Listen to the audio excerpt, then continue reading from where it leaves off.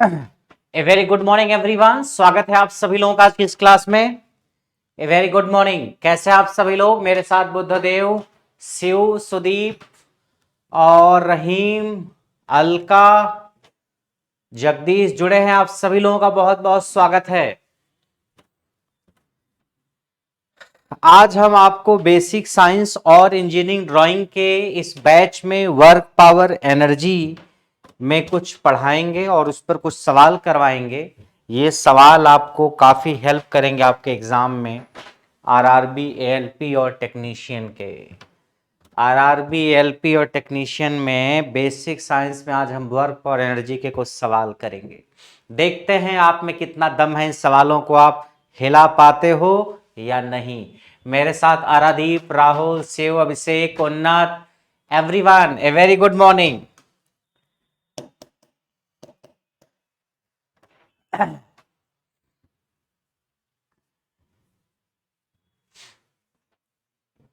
राधे राधे।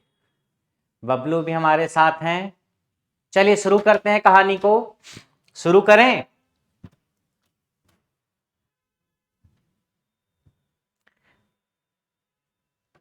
चलिए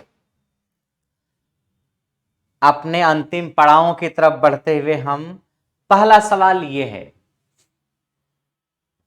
पहला सवाल, A uniform chain of length L and mass M is lying on a smooth table and 1/3 of its length is hanging vertically down over the edge of the table. If G is the acceleration due to gravity, the work required to pull the hanging part on the table. बाकी हिंदी वाले हिंदी पढ़ लें। पढ़िए और बताइए। Work power energy का चिंटू कर sir शायरी सुनाओ। Sugreem, Prakash, Rahul, good morning everyone, good morning. ऐसे सवाल भी आपके एग्जाम में आते हैं और 2 ही 3 लाइन के हैं ये, 1 से 2 लाइन, 3 लाइन का, ज्यादा लंबा नहीं है। तो आप इसको पढ़िए और पढ़ करके आंसर बताइए।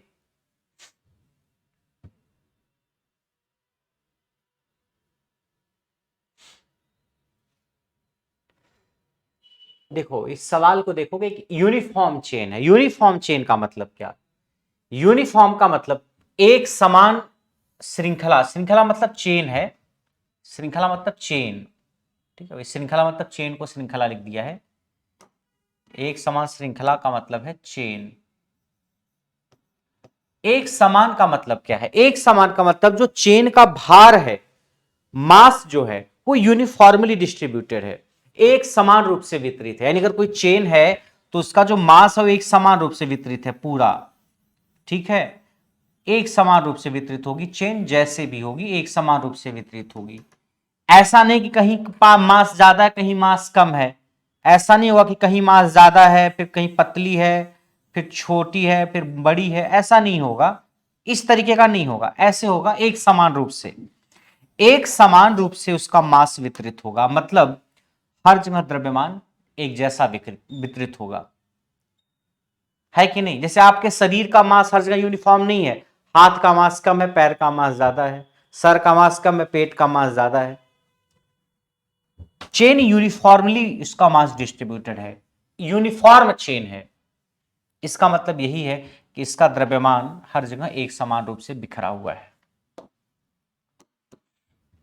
आइए सॉल्व करते हैं इसको। किसी ने सॉल्व किया?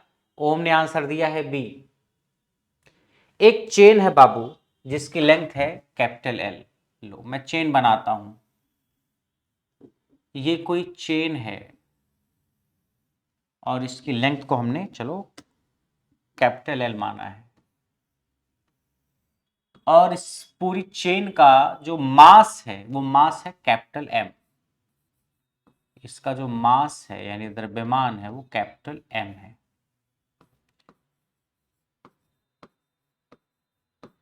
और पूरी लंबाई कैपिटल एल है। एल क्या? लंबाई। ये लंबाई है, पूरी लंबाई है एल। एक स्मूथ टेबल पर, स्मूथ मतलब चिकनी टेबल पे रखी हुई है, एंड 1/3 एक तिहाई जो है इस चेन का हिस्सा वर्टिकली हैंग कर रहा है, लटक रहा है नीचे। यानी जितनी भी लंबाई है उसका 1/3 हिस्सा, 1/3 मेज से नीचे लटक रहा है। तो मेज पे रखी हुई है चेन, इस चेन को हमने मेज पे रखा हुआ है। तो मान लीजिए मेरी मेज है ये, मान लीजिए मेरी मेज का इस सरफेस, ये कोई मेज है, ये मेज है, टेबल, टेबल है ये, इस पे मैंने चेन रखी है और चेन का 1/3 हिस्सा जो है 1/3 नीचे लटक रहा है। कहां लटक रहा है? नीचे।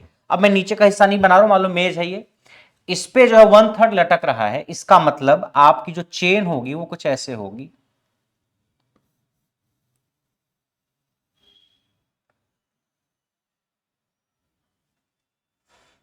कुछ इस तरीके से है चेन। मान लीजिए समझने के लिए आप मान लो, तो बड़ा बना देते हैं।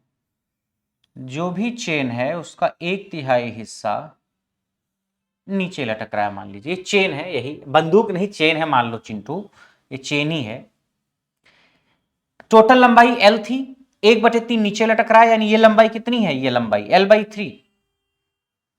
पूरी लंबाई तो L है, लटक कितना रहा? 1/3, 1/3, तो ये कितना होगा? L/3।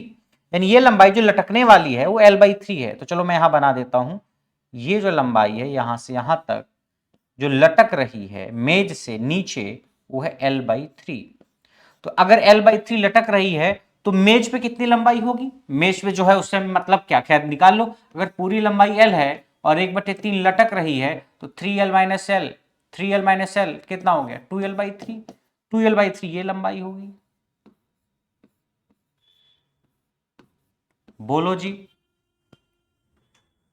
2L/3 ये और L/3 ये, जोड़ो दोनों को, 2L/3 plus L/3, 3L/3, 3 total लंबाई L आ गई कि नहीं आ गई? ये 2L/3 L/3। सर ये नीचे वाली को अपने L/3 कैसे कर दिया? दे रखा है सवाल में क्या कि 1/3 of its length is hanging vertically down the edge of the table, यानी उसकी लंबाई का 1/3 मेज के किनारे लंबवत नीचे लटक रहा है। हाँ विनीत, यस, 1/3 जो है नीचे लटक रहा है। तो नीचे लटक रहा है तो ये लटका दिया नीचे। मेज है, अरे ये मेज है और ऐसे रख दिया आपने, चेन नीचे लटक रही है। जैसे मेरे सामने टेबल है, मैंने कुछ रख दिया, वो नीचे लटक रहा है, L/3 नीचे लटक रहा है। जब L/3 नीचे लटक रहा था, पूरा L था, तो 2L/3 हो गया, राइट। अब सवाल पूछे आपसे, जी है एक्सिलरेशन ड्यू टू ग्रेविटी, यानी गुरुत्वाकर्षण के कारण जो त्वरण है, ग्रेविटेशनल एक्सिलरेशन, गुरुत्वीय त्वरण, वो जी है, ओके। तो मेज पर लटके हुए भाग को खींचने के लिए किया हुआ आवश्यक कार्य क्या होगा? यानी जो मेज पे लटका हुआ हिस्सा है इसको मैं खींच के ऊपर मेज पे ले आना चाहता हूं, ये जो लटका हुआ मैं इसको खींच के मेज पे ले आना चाहता हूं, तो मुझे कितना कार्य करना पड़ेगा? यही है सवाल। यानी एक चेन है, इस किसी मेज पे रखी है, उसका 1/3 हिस्सा लंबाई का नीचे लटक रहा है, तो मैंने कहा लटकने वाले हिस्से को ऊपर खींच के मेज पे ले आना है, तो बोलो कितना काम करना पड़ेगा? लटकने वाला जो हिस्सा है चेन का, इसको खींच के ऊपर ले आना है, बोलो कितना काम करना पड़ेगा? यही है सवाल। मेरे पास आंसर केवल एक बच्चे का आया है, ओम का। बाकी लोग क्या कर रहे हैं? बाकी लोग केवल मुंगेरी लाल के हसीन सपने देख रहे हैं कि इस बार तो ट्रेन चलाएंगे ही सर, उसको बगल में बैठा करके ट्रेन चलाएंगे। इस बार तो लोग को मुंगेरी लाल के हसीन सपने, उन सपनों से पहले इन सवालों से गुजरो।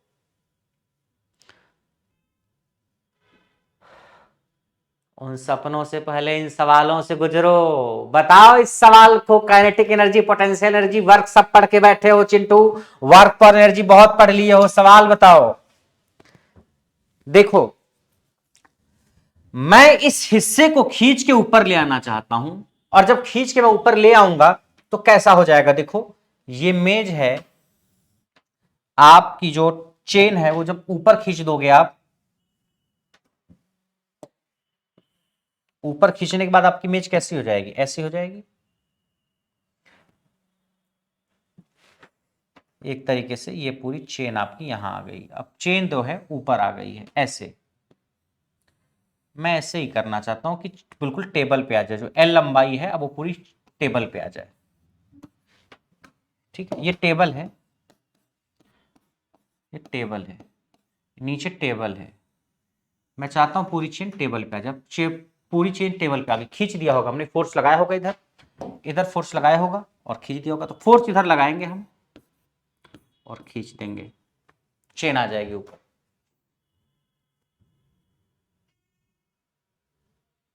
है ना।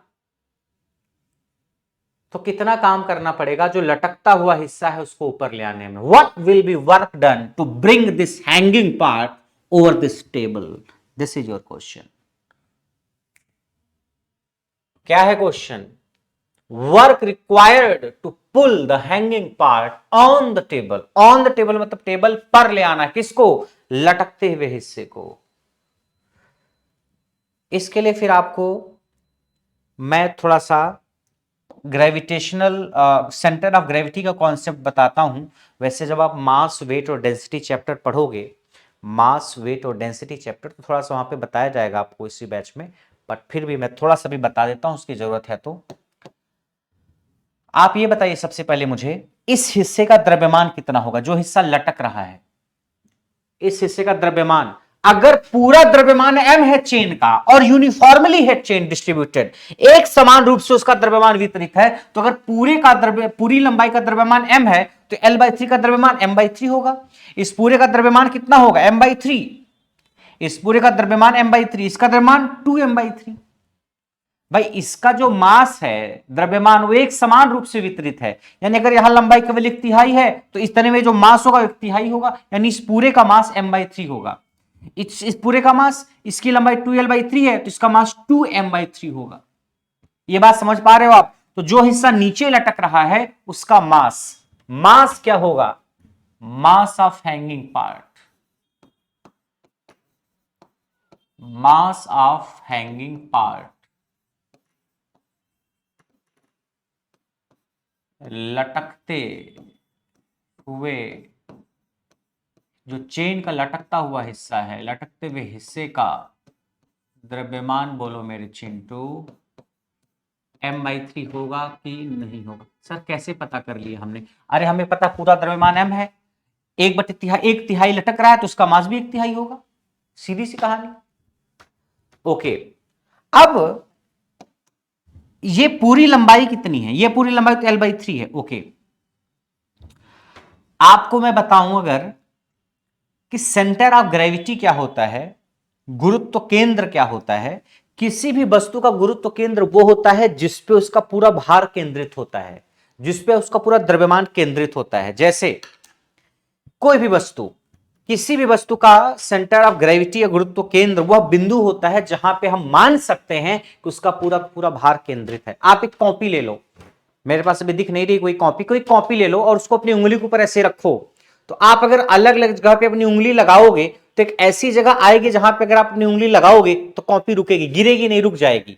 इसका मतलब पूरी कॉपी का मास, पूरी कॉपी का द्रव्यमान उस बिंदु पे स्थित है जहां पे आपने उंगली लगाई और कॉपी नहीं गिरी इधर उधर, डिसबैलेंस नहीं हुई। इसका मतलब उसी बिंदु पे उसका क्या है? सेंटर ऑफ ग्रेविटी है, सेंटर ऑफ मास है। बात समझ में आ रही है? अरे बोलो।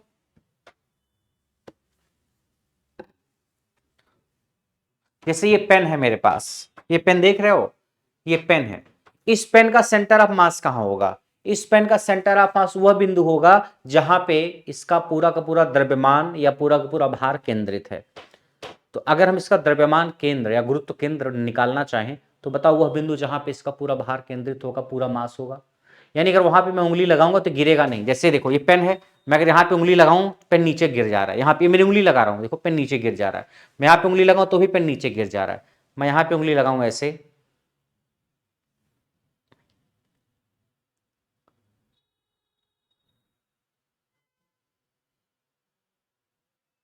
देखो इस बिंदु पे जहां पे मैंने अपनी उंगली लगाई है, पेन गिर रही है क्या? नहीं। इसका मतलब इस पूरी कलम का भार उसी जगह पे केंद्रित है जहां मैंने उंगली लगाई है। ये पिन गिर नहीं रही है, यानी इस पूरी कलम का मास, पूरी कलम का द्रव्यमान, पूरी कलम का भार उसी बिंदु पे है जहां मैंने अपनी उंगली लगा रखी है, इस बिंदु पे। तो अगर कोई एक चेन है तो उसका सेंटर ऑफ मास कहां होगा? उसके बीच में होगा। बीच में। जैसे ये मान लीजिए कोई एक वायर है या कोई चेन है, तो इसका सेंटर ऑफ मास यहां बीच में होगा, बीच में। तो ऐसे ये हिस्सा जो लटक रहा है, अरे लटकने वाले हिस्से का अगर मैं सेंटर ऑफ मास पूछूं तो लटकने वाले हिस्से का सेंटर ऑफ मास बीच में होगा। इस लटकने वाले हिस्से का जो मास है, इसका मास m/3 तो पता चल गया, लटकने वाले हिस्से का मास m/3, पूरे का मास m/3 निकल गया, मगर वो मास होगा कहां स्थित? बीच में, इसके बीच में, इसके बीच में। तो इसके बीच में मतलब यहां कहीं पे, ये भी इस पूरे के बीच मतलब यहां कहीं पे। आपको मैं बता दूं कि इसका जो सेंटर ऑफ मास होगा, इसकी आधी दूरी पे कहीं होगा। ऐसे ऐसे चेन अगर होती, मान लीजिए ऐसे चेन होती, तो आपसे पूछा था इसका सेंटर ऑफ मास कहां होता, तो बिल्कुल बीचों बीच में होता। अगर इसकी लंबाई L होती पूरी, तो L/2 दूरी पे होता, L/2 ये होता और L/2 ये होता, और बीच में यहां पे सेंटर ऑफ मास होता। पूरी लंबाई अगर L है तो L/2 ये होता, L/2 ये होता, बीच में आपका सेंटर ऑफ मास होता, अगर इस पूरे का सेंटर ऑफ मास पूछा जाता तो। मगर हमसे यहां इस पूरे का सेंटर ऑफ मास नहीं पूछा गया है। किसका पूछा गया है? केवल जो हिस्सा लटक रहा है। तो केवल लटकने वाले हिस्से का मास कितना है? केवल लटकने वाले हिस्से का m/3। वो मास कहां होगा? इसके आधे पर। ये पूरी लंबाई कितनी? L/3। इसका आधा ये होगा, तो L/3 का आधा, L/3 का आधा करना है तो क्या करो, 1/2 से गुणा कर दो, तो L/6। तो L/3 का आधा L/6 होगा, यानी आपका जो इसका मास होगा, सेंटर ऑफ मास, वो ये देखो यहां से यहां तक ये हो जाएगा L/6, और ऐसे यहां से यहां तक ये भी हो जाएगा L/6, और यहां पे पूरा मास होगा। यानी ये पूरा हिस्सा जो लटक रहा है उसका मास यहां पे होगा। ये लंबाई L/6, ये लंबाई L/6, L/6 प्लस L/6 पूरा L/3 हो गया। ये प्लस ये मिलकर ये पूरा होगा। ये पूरी जो लंबाई है उसके कहीं आधे पे ही तो सेंटर ऑफ मास होगा, तो पूरी L/3 है, तो L/3 का आधा L/6, L/6 पे आपका सेंटर ऑफ मास है, L/6 पूरा L/3। यानी यहां पे इसका पूरा मास केंद्रित है, कितना? m/3। केवल इतने हिस्से की बात मैं कर रहा हूं, इतने की बात नहीं कर रहा हूं मैं। क्यों सर इतने की बात क्यों कर रहे हैं? केवल लटकने वाला हिस्सा ही हमें खींच के ऊपर ले आना है। अब बताओ आप, जब आप इस लटकने वाले हिस्से को खींच के ऊपर लेके आ जाओगे, जैसे यहां पे ऐसे हो जाएगा, तो ये जो आपका सेंटर ऑफ मास यहां पे है, ये ऊपर चला जाएगा कि नहीं चला जाएगा? आपको क्या करना है, ये जो लटकने वाला हिस्सा है इसको खींच के ऐसे ऐसे खींचोगे तो ऊपर उठना शुरू होगा, ऊपर उठना शुरू होगा, फिर एक कंडीशन आएगी जब यहां पे आ जाएगा। तो मुझे करना क्या है, इस वाले हिस्से को खींच के ऊपर ले आना है। अब इस वाले हिस्से का मास कितना लिया हमने? m/3 लिया, और ऊपर से कितनी गहराई पे है? L/6 गहराई पे है। यानी मैं ये कहना चाह रहा हूं, एक ऐसा मास जिसकी वैल्यू m/3 है, उसको L/6 ऊंचाई तक खींच के लेके जाना है, तो बोलो कितना वर्क डन करना पड़ेगा? एक ऐसा मास जिसकी वैल्यू m/3 है, उसको L/6 ऊंचाई तक खींच के ले जाना है, बोलो कितना काम करना पड़ेगा? तो जो भी काम आप करोगे वह इस चेन की पोटेंशियल एनर्जी के रूप में स्टोर हो जाएगा। जो भी काम आप करोगे वही इस चेन की स्थितिज ऊर्जा के रूप में संग्रहित हो जाएगा। तो अगर आपसे पूछा जाए किया गया कार्य कितना होगा, वर्क डन, जो किया गया कार्य होगा वही इसकी पोटेंशियल एनर्जी के रूप में स्टोर हो जाएगा। पोटेंशियल एनर्जी होती है mgh, यही तो होती है। तो आप बताओ मास कितना है जिसको आपने खींचा है? हमने केवल इतना मास खींचा, इसका मास कितना? m/3 है, m/3 मास ले लो। जी क्या है? गुरुत्वीय त्वरण, जी ले लिया। h क्या है? h है कितनी ऊंचाई तक आपने खींचा है। तो इस पूरे चेन का लटकते हुए हिस्से का मास यहां पे था बीच में, और आपने इसको जब खींच के ऊपर कर दोगे आप, यानी ये मास यहां से यहां पहुंच गया, यानी इतनी दूरी तक आपका जो मास है वो कवर किया होगा ऊंचाई। तो ऊंचाई कितनी होगी? L/6। यही उत्तर हो गया आपका, mgl/18, mgl/18। This your answer. यानी लटकते हुए हिस्से को ऊपर ले आने में किया गया जो कार्य होगा दैट इज mgl/18। बोलो राहुल, प्रद्युमन, प्रवेश, शिव। mgl/18 नहीं आया समझ में? कुछ नहीं करना है ऐसे सवालों में। आपको ये पता है कि जब आपने चेन को खींच के ऊपर कर दिया तो क्या चेन की पोटेंशियल एनर्जी नहीं बढ़ेगी? जब भी कोई चीज जमीन से ऊंचाई पे उठती है, मेज पे उठे, छत पे जाए, कहीं भी जाए, तो उसकी पोटेंशियल एनर्जी बढ़ती है। पोटेंशियल एनर्जी बढ़ती है क्योंकि उसकी ऊंचाई बढ़ती है। तो ऐसे यहां भी ये जमीन से ऊपर उठ रही है तो इसकी पोटेंशियल एनर्जी बढ़ेगी। जो पोटेंशियल एनर्जी में वृद्धि हुई वही किया गया कार्य होगा। हमने कुछ कार्य किया होगा खींचने में, जो कार्य हमने किया वही किया गया कार्य इसकी पोटेंशियल एनर्जी के बराबर होगा। तो हमें किया गया कार्य निकालना था, किया गया कार्य बराबर पोटेंशियल एनर्जी। पोटेंशियल एनर्जी कैसे निकाला? इस पूरे हिस्से का मास कितना था? वैसे तो पूरा मास m था, मगर लटकते वाले हिस्से का मास m/3 था, m/3 ले लिया।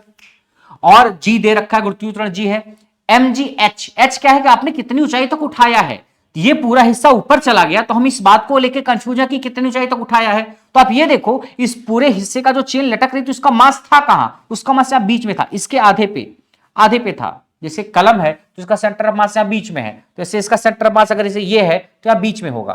कहां होगा, यहां बीच में, बीच में। ठीक है, तो इसका सेंटर ऑफ मास बीच में होगा। तो हमने जब इसको ऊपर उठा दिया होगा तो ये जो सेंटर ऑफ मास यहां से यहां चला गया होगा, यानी ये दूरी तय किया है मास ने। ये पूरी दूरी नहीं लेंगे, केवल इतनी दूरी लिया, L/6। क्यों L/6? क्योंकि मास यहां है ना, सेंटर ऑफ मास ये पॉइंट है, L/6 mgl/18।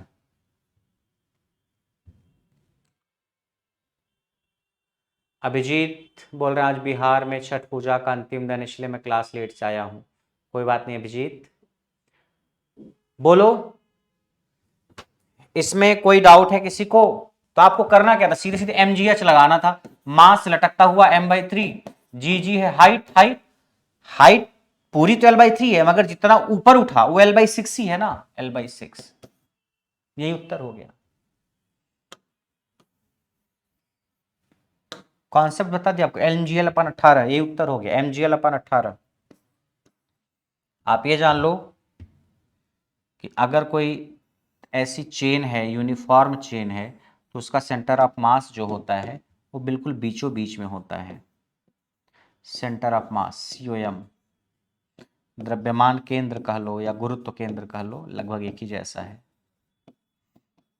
जहां पे उसका पूरा भार केंद्रित है। तो ऐसे ये लटकते हुए हिस्से का सेंटर ऑफ मास यहाँ बीच में हो गया।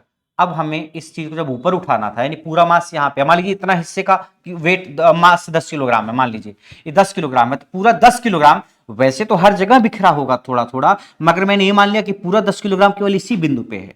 यही गुरुत्व केंद्र का कॉन्सेप्ट होता है। तो पूरा 10 किलोग्राम जो केवल यहां है, यानी इस 10 किलोग्राम को यहां से उठा के यहां कर देना है, इस 10 किलोग्राम को यहां से उठा के यहां कर देना है, तो चेन ऊपर आ जाएगी। इसको यहां से उठा के यहां कर देना है तो चेन ऊपर आ जाएगी। तो यहां से उठा के यहां करने में कितनी हाइट तय की आपके मास ने, कितनी ऊंचाई तय की, ये, क्योंकि मास तो यही था पहले, यहां से यहां आ गया, ये L/6। इस पूरे के आधी दूरी पे आपका सेंटर ऑफ मास होगा, क्योंकि ये हिस्सा केवल हम देख रहे हैं, पूरा L/3 है तो इसका L/6। बोलिए, महेश बोल रहे हैं जय महाराष्ट्र। और बताओ बाकी लोग, इसको समझ में आया कि नहीं आया? तो आंख बंद करके कर लोगे, ऐसे आंख बंद करोगे, बोलोगे mgh, बोलोगे L/3 लटक रही है तो m/3 हो गया, gh, अच्छा कितना लटक रहा है, L/3 लटक रहा है, तो सेंटर ऑफ मास तो आधे पे होगा, L/6 पे L/6 कर दो बस। समझाने में इतना टाइम मुझे लगा, आपको एग्जाम में करने में टाइम नहीं लगेगा।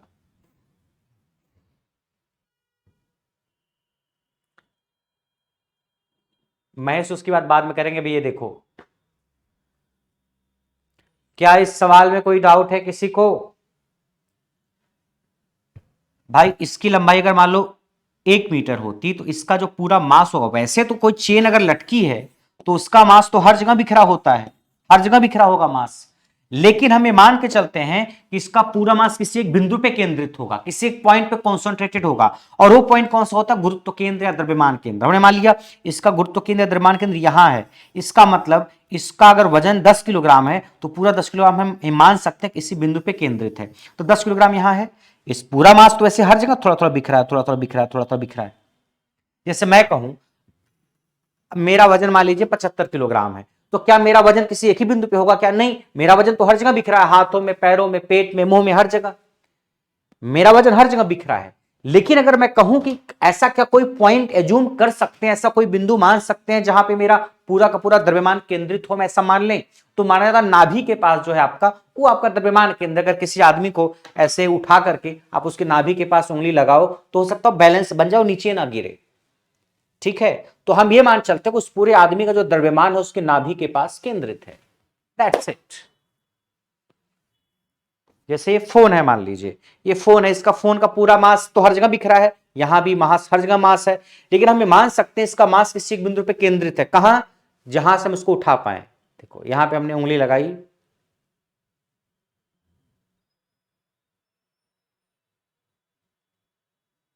देखो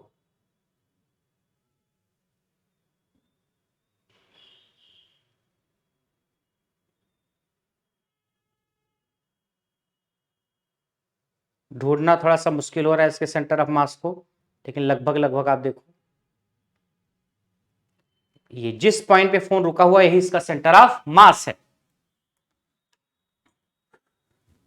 तो अब ये मान सकते हैं कि चेन का मास तो वैसे हर जगह बिखरा है, मगर यहां बीच में इसकी आधी लंबाई पे है, तो पूरा मास यहां m/3। इस m/3 को क्या लगे, जब आप चेन ऊपर उठ जाएगी तो ये m/3 जो पूरा मास यहां जाएगा, यानी जो मास दूरी कहते हैं क्या, वो कितनी दूरी तय किया, पहले यहां था अब ऊपर आ गया, तो m/3 यहां था अब ऊपर आ गया, ये दूरी कितनी है, ये पूरी दूरी का आधा ही तो है ये, तो पूरी दूरी का आधा l/6 है। चिंटू कह रहा m के जगह पे m/3 कितना आ गया, अरे भाई जो हिस्सा लटक रहा है उससे ही तो खींच रहे हो, पोटेंशियल एनर्जी किसकी बढ़ रही है, लटकने वाले हिस्से की, ये हिस्से इसकी पोटेंशियल एनर्जी बढ़ रही है क्या, ये हिस्सा तो जहां पहले था वहीं अब भी है, इसकी हाइट बढ़ी है क्या मेरे चिंटू, क्या ये जो हिस्सा चेन का है इसकी कोई पोटेंशियल एनर्जी बढ़ी है ना, ये तो जमीन से जितनी ऊंचाई पे था अभी उतनी ऊंचाई पे है, पोटेंशियल एनर्जी अगर किसी हिस्से की बढ़ी है तो इस हिस्से की बढ़ी है, क्योंकि ये जमीन से ऊपर उठा है, तो हमें इस हिस्से की पोटेंशियल एनर्जी से कोई लेना देना नहीं, क्योंकि इसकी पोटेंशियल एनर्जी बढ़ ही नहीं रही है, पोटेंशियल एनर्जी किसकी बढ़ रही है, इस वाले हिस्से की, क्योंकि ये जमीन से ऊपर उठ रहा है, तो जो हिस्सा जमीन से ऊपर उठा है उसी की पोटेंशियल एनर्जी बढ़ेगी, उसे ही हमें ऊपर खींचना था, तो इसी का केवल मास लिया हमने, जब पूरी चेन का मास अगर m है तो केवल इतने हिस्से का मास m/3 होगा। क्यों m/3 होगा, क्योंकि जो ये हिस्सा है जो लटक रहा है वो l/3 लंबाई का है, जो लटक रहा है पूरी लंबाई का, अगर मान लीजिए इसकी लंबाई 33 मीटर होती, मान लीजिए 33 मीटर होती, तो 33 मीटर का 1/3 यानी 11 मीटर नीचे लटक रहा होता, तो अगर 11 मीटर 1/3 हिस्सा नीचे लटक रहा है तो पूरे द्रव्यमान का 1/3 द्रव्यमान ही होगा इस हिस्से का, इस हिस्से का मास होगा 1/3 मास ऑफ टोटल चेन, तो पूरा मास m था तो इसका m/3 लिया, तो मास पे m/3 लिया।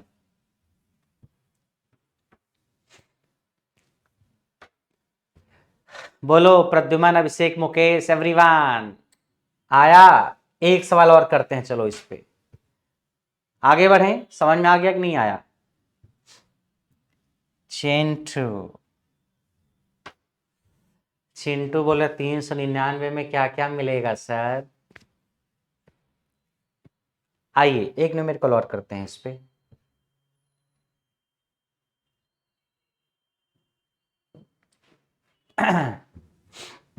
इसका आंसर बताइए,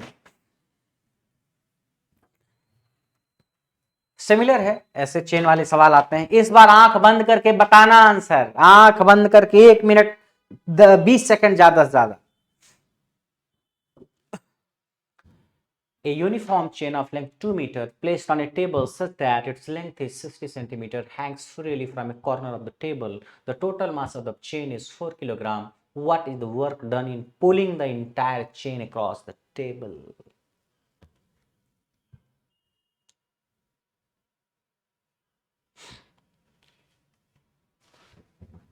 मुकेश, मंजीत,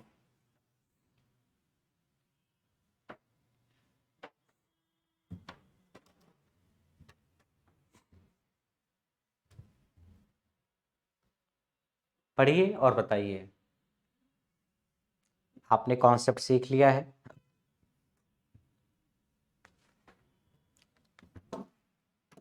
सीख लिया कि नहीं सीख लिया।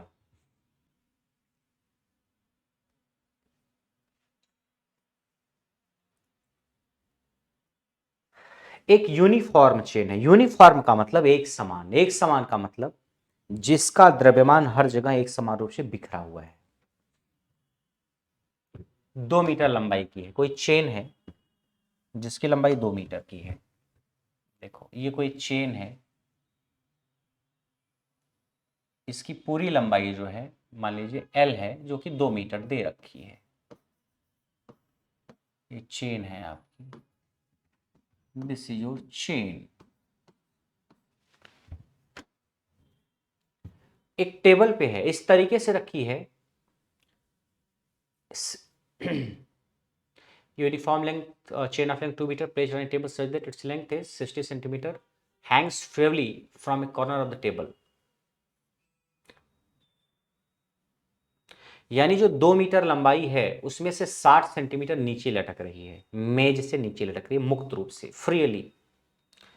चेन का कुल द्रव्यमान 4 किलोग्राम है। टोटल मास ऑफ चेन, जो कुल मास है, द्रव्यमान है चेन का, उसको मैं अगर m मान लूं, मास को m मान लूं, तो वो 4 किलोग्राम दे रखा है चेन का कुल मास। आपकी 2 मीटर लंबाई है, उसमें से 60 सेंटीमीटर नीचे लटक रहा है, राइट। आइए देखते हैं, ये मेरी टेबल है कोई, इस टेबल पे आपने अपनी चेन रखी है, कितनी लटक रही है, 60 सेंटीमीटर, यानी 200 में से 200 मीटर है, 2 मीटर मतलब 200 सेंटीमीटर में से 60 सेंटीमीटर लटक रही है, यानी टोटल लंबाई जो है इसकी 2 मीटर है, उसमें से 60 सेंटीमीटर लटक रही है, यानी ये है, मान लीजिए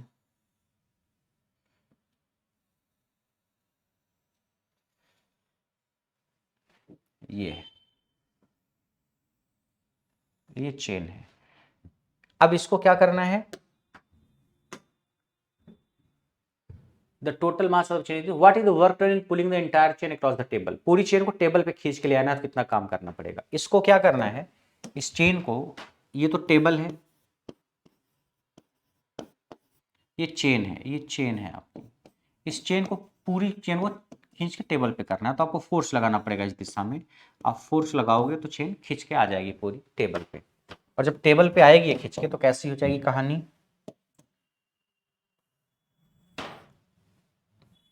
ये आपकी टेबल है, और आपकी चेन जो है कुछ इस तरीके से आ जाएगी पूरी।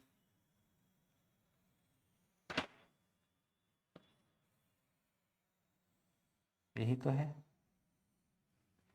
ये पूरी चेन हो गई आपकी। तो आपको पता है, आप 1 मीटर में 100 सेंटीमीटर होता है, पता है 1 मीटर में कितने सेंटीमीटर, 100 सेंटीमीटर, राइट।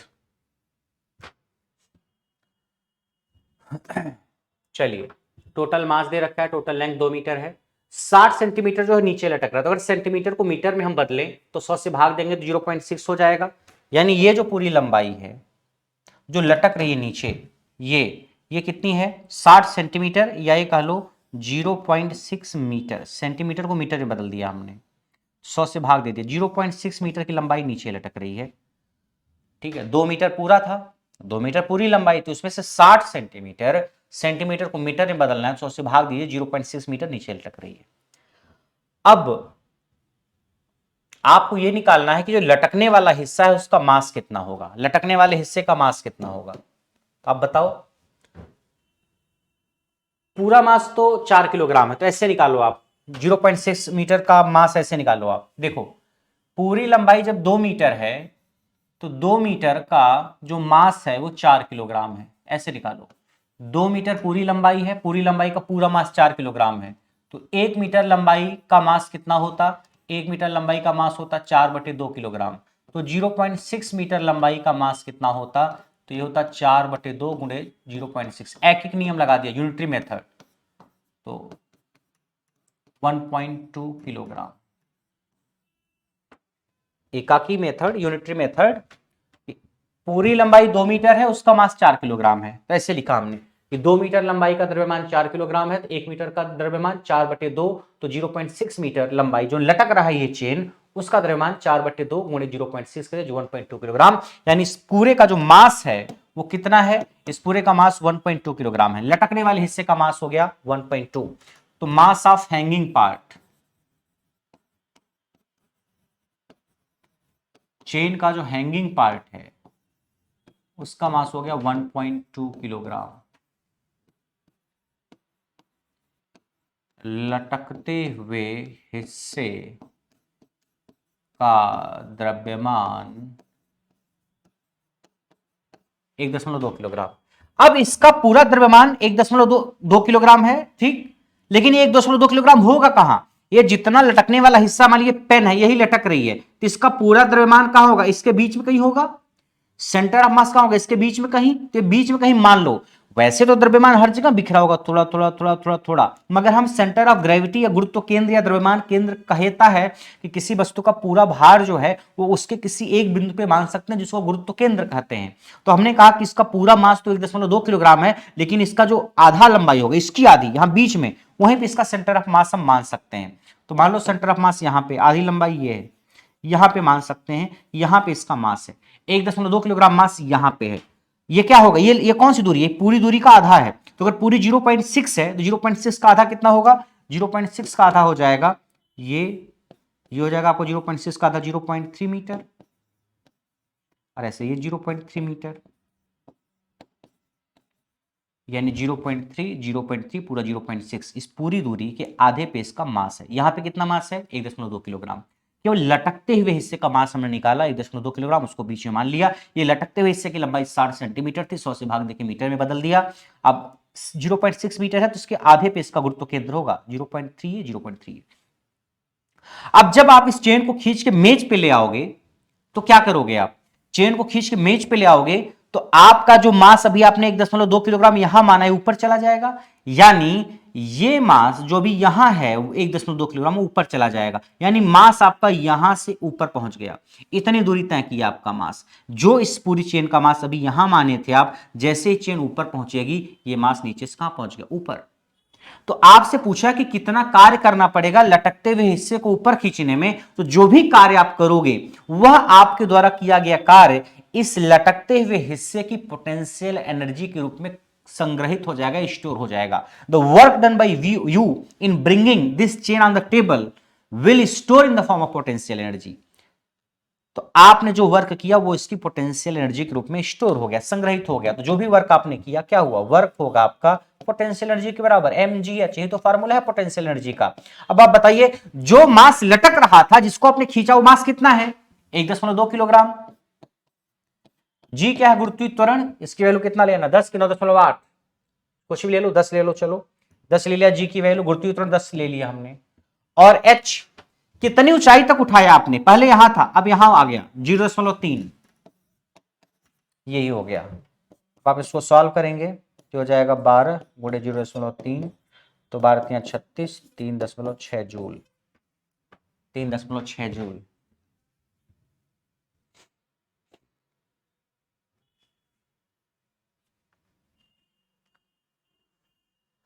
बोलिए कोई दिक्कत इसमें किसी को, क्या इस सवाल में कोई दिक्कत है। लोकेश, प्रमोद, हमने क्या किया, हमने ये कहा कि जब हम इसको खींचेंगे और ये हिस्सा चेन का ऊपर आ जाएगा तो ये जो द्रव्यमान इस पूरे हिस्से का यहां था ये ऊपर आ जाएगा। यानी एक तरीके से हम यही कहना चाह रहे हैं, एक द्रव्यमान जो 1.2 किलोग्राम का यहां पे था यह उठ के यहां पे आ गया। तो बताओ आपने कितना कार्य किया, तो जो भी कार्य आपने किया वही इसकी पोटेंशियल एनर्जी यानी स्थितिज ऊर्जा के रूप में बदल गया। तो आपने 1.2 किलोग्राम के द्रव्यमान को यहां से उठा के यहां कर दिया, तो उसका मास 1.2 जी की वैल्यू हमने 10 ले लिया, गुरुत्वीय त्वरण 10 मीटर पर सेकंड स्क्वायर। एच कितनी ऊंचाई तक मास को आपने खींचा, तो मास पहले यहां था, बीच में था, अब ऊपर चला गया, इतनी ऊंचाई तक मास आपकी ऊंचाई कवर किया है। तो ऊंचाई 0.3 हो गई, मास 1.2 निकाल दिया और जी की वैल्यू 10 है। क्योंकि इस नीचे वाले हिस्से की ही पोटेंशियल एनर्जी चेंज होगी। ये जो हिस्सा ऊपर है वो तो अभी भी ऊपर रहेगा, उसकी ऊंचाई जब जमीन से बढ़ी ही नहीं तो उसकी पोटेंशियल एनर्जी नहीं बढ़ेगी, क्योंकि जमीन से अब तक किसी चीज की ऊंचाई न चेंज हो उसकी पोटेंशियल एनर्जी नहीं चेंज होगी। तो पोटेंशियल एनर्जी अगर किसी की चेंज हो रही है तो इस हिस्से की, तो चेंज हुई पोटेंशियल एनर्जी, तो वो एनर्जी आई कहां से, आपने दी कि मैंने दी, ना हमने दी ना आपने दी। जिस भी इंसान ने इसको खींचा होगा टेबल पे, उस इंसान ने जो खींचने में काम किया होगा वही काम इसकी पोटेंशियल एनर्जी के रूप में आ गया होगा। अगर मैंने खींचा तो जो खींचने में मैंने काम किया वही किया गया काम इसकी पोटेंशियल एनर्जी के बराबर हो गया। तो आपसे पूछा है काम, तो हमने कहा काम पूछा है तो काम बराबर कर दिया पोटेंशियल एनर्जी के। अब पोटेंशियल एनर्जी निकाल दिया, इस पूरे हिस्से का मास 1.2, जी की वैल्यू 10 लिए, एच क्या है, आपका मास यहां था, जब चेन ऊपर खींच के आ गई होगी तो मास आपका अब इसका सेंटर ऑफ मास कहीं इसी लाइन पे तो होगा। अब उसकी भाई चाहे यहां हो चाहे कहीं भी हो, चाहे यहां हो यहां हो यहां हो कहीं भी हो, मगर उसकी ऊंचाई तो अब इतनी ही चेंज हुई है, भले यहां नहीं हो यहां कहीं भी हो ऊंचाई तो ही रहेगी, 0.3 मीटर। सॉल्व कर दिया। और इसका मास कैसे निकाला, हमने मास ऐसे निकाला कि 2 मीटर पूरी लंबाई थी, पूरा मास 4 किलोग्राम था, तो पूरी 2 मीटर लंबाई का पूरा द्रव्यमान इतना है, तो 1 मीटर का द्रव्यमान 4/2, तो 0.6 मीटर का द्रव्यमान 0.6 से गुणा कर दिया इसमें 1.2 किलोग्राम।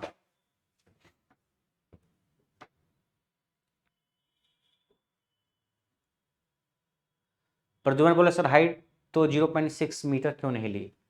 अच्छा, चिंटू कह रहा कि हाइट को सर 0.6 क्यों नहीं लिया आपने? आप इसका मतलब 0.6 अगर हाइट को आप ले रहे हो, इसका मतलब आप ये कह रहे हो कि यहां पे जो हिस्सा था वो यहां पे जब आएगा तो वो तो 0.6 दूरी कवर करेगा। भाई आपकी ये मेज है, ये मेज है आपकी, और आपकी चेन ऐसे लटक रही है, ऐसे चेन लटक रही है, मान लीजिए ऐसे चेन लटक रही है, ये 0.6 है।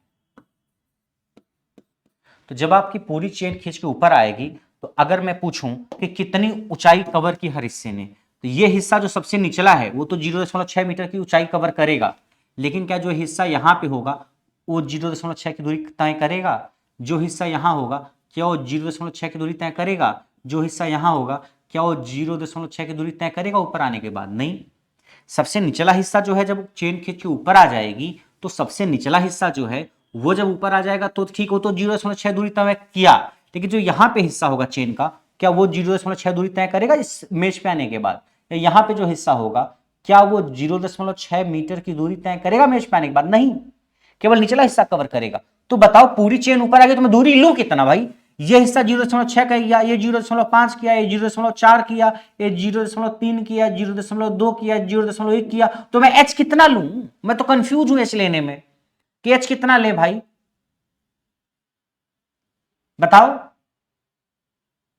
भाई। ये पूरा चेन खींच के ऊपर आ गई, अब लो, और नीचे मेज थी, अब सब हिस्सा ऊपर आ गया, लेकिन ऊंचाई इसने तो बहुत कम ऊंचाई कहते हैं कि ये थोड़ा ज्यादा है, ज्यादा और ज्यादा। इसलिए हमने क्या किया, हमने कहा अलग अलग मास को मत लो, इस पूरी चेन का द्रव्यमान निकाल लो। हमने निकाल लिया, और हमने ये मान लिया कि उसका जो पूरा द्रव्यमान है वो किसी एक बिंदु पे केंद्रित है। कौन से बिंदु पे? सेंटर ऑफ मास, गुरुत्व केंद्र। गुरुत्व केंद्र वह बिंदु होता है जहां पे किसी भी वस्तु का पूरा मास होता है। तो लटकते हुए पूरे हिस्से का जो मास है वो बीच में होगा, इसके बिल्कुल इसकी लंबाई के आधे पे।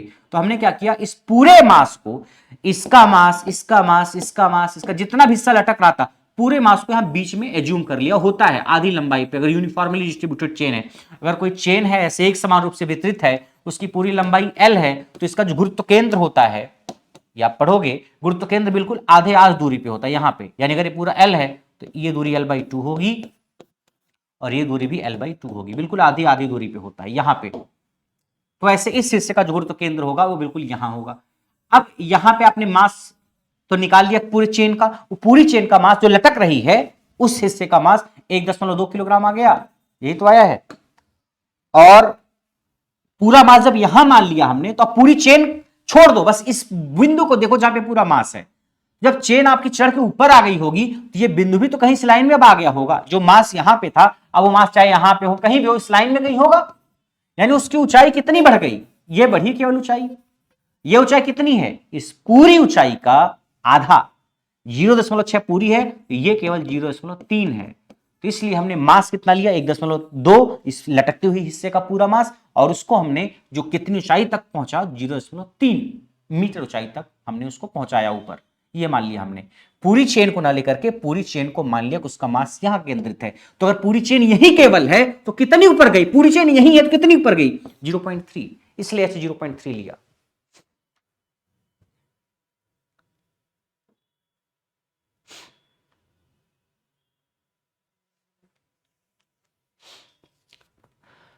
सपना, सुभाष, मनीष,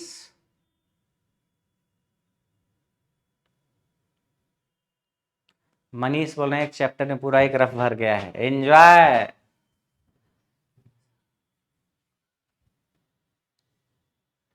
ठीक है प्रमोद, मैं देखता हूं। प्रमोद बोले क्लास नंबर 18 में आवाज नहीं आ रही है, ऐसा है क्या? क्लास 18 में आवाज नहीं आ रही है वर्क फॉर एनर्जी के?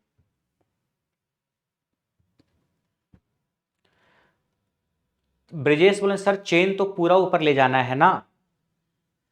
हाँ, चेन पूरा ऊपर ले जाना है, ये पूरी हिस्सा ले जाना है ऊपर। तो ये पूरा हिस्सा जो है उसका पूरा ही मास हमने निकाला 1.2। ये जो पूरा लटकने वाला हिस्सा है पूरा ही मास 1.2 निकाला है। अब पूरा मास 1.2 निकाल लिया पूरे हिस्से का, लेकिन हमने मान लिया कि वो पूरा मास 1.2 किलोग्राम इसी बिंदु पे केंद्रित है। इसी बिंदु पे केंद्रित का मतलब केवल यही वाला हिस्सा नहीं, पूरी चेन का द्रव्यमान इसी बिंदु पे केंद्रित है। अब चेन जब ऊपर चढ़ गई होगी तो ये जो मास यहां था वो यहां से कहीं इस सरफेस पे कहीं आ गया होगा। ये पूरी लंबाई को क्यों लेना है? क्या इस हिस्से की पोटेंशियल एनर्जी कुछ बढ़ेगी क्या? बताओ आप मुझे, क्या इसकी पोटेंशियल एनर्जी बढ़ेगी? नहीं। इसकी ऊंचाई जब मेज से बढ़ी नहीं, भाई इसी मेज पे कोई चीज ऐसे रखी है, आपने सरका कैसे कर दिया या ऐसे कर दिया, तो क्या पोटेंशियल एनर्जी बदली? क्या पोटेंशियल एनर्जी तब बदलेगी जब आपने उसकी ऊंचाई बढ़ा दिया होगा। तो इस हिस्से की पोटेंशियल एनर्जी नहीं बदल रही है, केवल इस हिस्से की बदल रही है। तो जो बदली है पोटेंशियल एनर्जी हिस्से की, वही आपके द्वारा किया गया कार्य हो गया।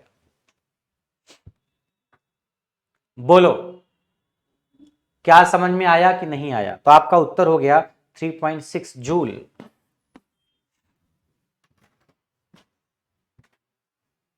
3.6 जूल। तो ऐसा सवाल आपको मिलेगा तो कर ले जाओगे।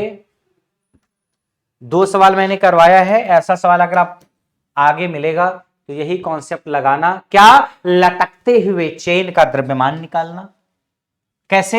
अगर पूरी चेन की लंबाई L है, उसका पूरा द्रव्यमान m है, तो 1 मीटर लंबाई होती तो इसका द्रव्यमान m/L होता। अब देखो लटकता हुआ हिस्सा कितना है, उससे यहां गुणा कर दोगे तो आपको लटकते हुए हिस्से का द्रव्यमान मिल जाएगा। अब लटकते हुए हिस्से का जो द्रव्यमान मिल गया वो कहां रखोगे? जो लटकता हुआ हिस्सा रहेगा उसके बीचों बीच में रखोगे, यानी लटकते हुए हिस्से की जो पूरी लंबाई रहेगी उसकी आधी लंबाई पे सेंटर ऑफ मास रहेगा। यानी लटकते हुए हिस्से का द्रव्यमान लेना और पूरी लंबाई जो है लटकते हुए उससे आधा लेना और जिससे गुणा कर देना, उत्तर आ जाएगा। क्या करोगे आंख बंद करके?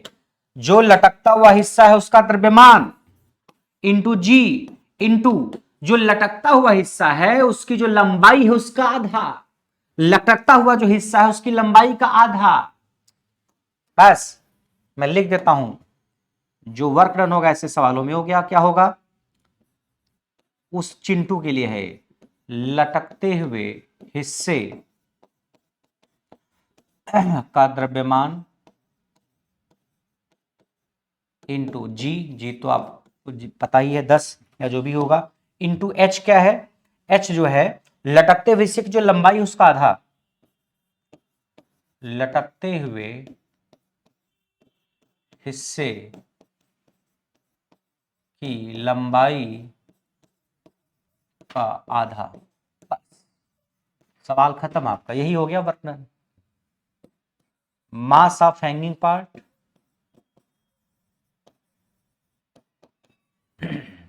ये इंटू जी और लटकते हुए हिस्से की लंबाई जो है उसका आधा, क्योंकि जो विस्थापन हो रहा है वो आधा ही होगा ना लटकते हुए हिस्से का। Half of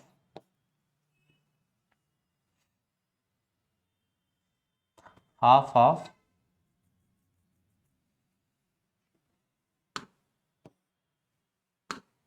half length of hanging part. जिसको कुछ नहीं समझ में आ रहा वो इस फार्मूले को लगा के भी सॉल्व कर सकते। बाकी जी तो है, आपको पता ही है, जी तो है ही। ये लगा लो चिंटू, ज्यादा सोचो मत, जिसको सेंटर ऑफ मास वगैरह में कंफ्यूजन हो रहा है ऐसे लगा लो कि लटकते हुए हिस्से का द्रव्यमान निकालो, यहां रखो जी रखो और लटकते हुए हिस्से की लंबाई का आधा कर लो। सोचो मत कि आधा क्यों हुआ, नहीं समझ में आ रहा है तो आधा कर लो, सॉल्व कर दो। जैसे पिछला सवाल था, पिछला सवाल आपने किया उसमें टाइम लगता क्या? जैसे ये सवाल था, एक यूनिफॉर्म चेन है, उसकी लंबाई एल है, मास एम है, lying on smooth table, 1/3 of it length is hanging.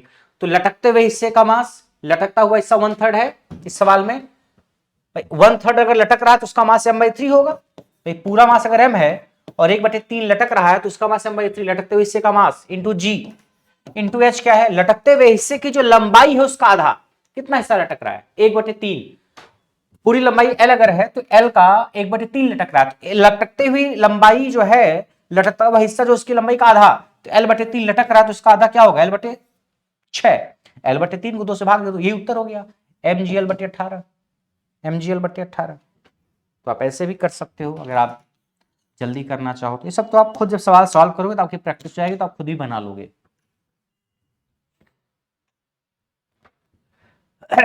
कृष्णदीप पूछ रहे हैं सर आपकी इलेक्ट्रिकल की बुक नहीं क्या मार्केट में? नहीं, बुक तो नहीं कृष्णदीप। हाँ, इस सवाल में आपको सेंटर ऑफ मास को ऊपर लेके जाना है, बस सेंटर ऑफ मास को ऊपर लेके जाना है। कहां लेके जाना है? सेंटर ऑफ मास को, बस। जैसे मैं कहूं कि ये चिंटू है,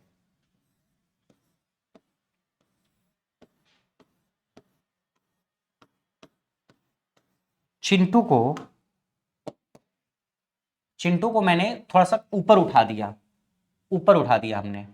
तो आप बोलो, मैंने मान लिया चिंटू को खींच के 1 मीटर ऊपर उठा दिया, 1 मीटर ऊपर उठा दिया खींच के चिंटू को। तो अब हमने कहा तो चिंटू ने कितनी दूरी तय की ऊपर जाने में? तो आप कहोगे सर, सर ने कुछ और दूरी तय की, पाव ने कुछ और दूरी तय की। ऐसे नहीं करोगे आप मानोगे इसका जो पूरा सेंटर ऑफ मास उसके नाभि के पास है।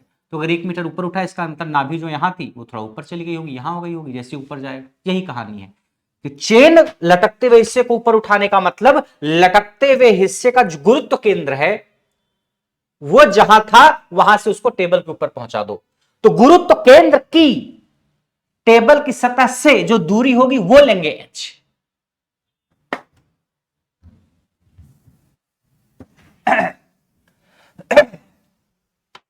तो ऐसा सवाल आपको अगर मिलेगा तो आप उड़ा देंगे।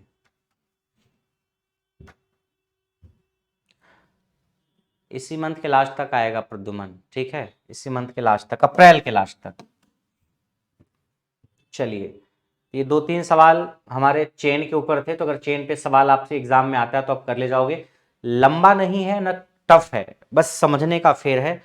आप अगर पढ़ के जाओगे तो कर ले जाओगे, नहीं पढ़ के जाओगे तो आपको लगेगा टफ है, और जो बच्चा पढ़ के जाएगा तुरंत कर लेगा। वो मास लेगा लटकते हुए हिस्से का, गुणे जी करेगा और लटकते हुए हिस्से की लंबाई निकाल के उसका आधा कर देगा, mgh कर देगा, खत्म।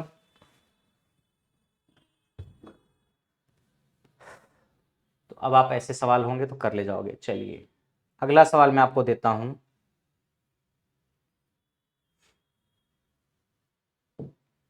ये है, इसको सॉल्व करिए। ब्रजेश, प्रद्युमन, कुल, कृष्णदीप। A object of mass 4 kilogram is moving in a horizontal direction with a speed of 5 meter per second. To increase its speed by 10 meter per second, what will be the work done on it? एक object है कोई 4 kilogram का, 4 kilogram का कोई object है, उसकी जो speed है वो 5 मीटर पर सेकेंड की रफ्तार से पहले जा रहा था। कितने? 5 मीटर पर सेकेंड की रफ्तार से जा रहा है, और आप उसकी रफ्तार को बढ़ा के 10 मीटर पर सेकेंड करना चाह रहे हैं। इसी 4 किलोग्राम की जो वस्तु है इसकी रफ्तार को आप बढ़ा के कितना करना चाह रहे हैं? 10 मीटर पर सेकेंड। तो आप बताइए, इस 4 किलोग्राम की चीज जो वस्तु है, जो भी गेंद हो चाहे कुछ भी हो, उसकी स्पीड को 5 से 10 तक बढ़ाने में आपको कितना कार्य करना पड़ेगा? कितना कार्य करना पड़ेगा? कितना कार्य करना पड़ेगा? भाई, अगर कोई चीज ऐसे चल रही है और मैं चाहता हूं उसकी स्पीड बढ़ जाए तो क्या करना पड़ेगा? मुझे उस पर धक्का लगाना पड़ेगा, मुझे फोर्स लगाना पड़ेगा। अपने आप तो होगा नहीं। जैसे कोई बॉल है जमीन पे लुढ़कती हुई जा रही है, कोई क्रिकेट की बॉल है जमीन पे लुढ़कती हुई जा रही है, और अगर आप उसकी स्पीड को बढ़ाना चाहो, या तो पैरों से फोर्स लगा दो, क्या करो, पैरों से फोर्स लगा दो, या झुक करके हाथ से फोर्स लगा दो। जैसे ही आपने फोर्स लगाया, बल लगाया, चाहे हाथ से चाहे पैर से, आपने काम कर दिया, और आपने जो काम किया उसकी वजह से उसकी स्पीड उस बॉल की बढ़ जाएगी। यहां पे यही है, ऐसे पहले 5 से जा रहा था, मैंने इसे हाथ में धक्का मार दिया, अब 10 मीटर पर सेकंड स्पीड हो गई। तो बोलो मैंने कितना काम किया? लोगों ने आंसर दिया 150 जूल। कैसे सॉल्व किया इसको? कैसे सॉल्व किया? नीतीश ने, ओम ने, राहुल ने, सबने आंसर दिया है। कैसे सॉल्व किया भाई?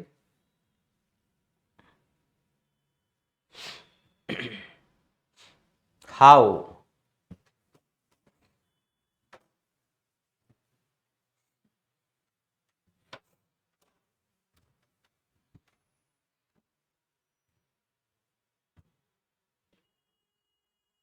देखो, इस सवाल को आप कर सकते हो,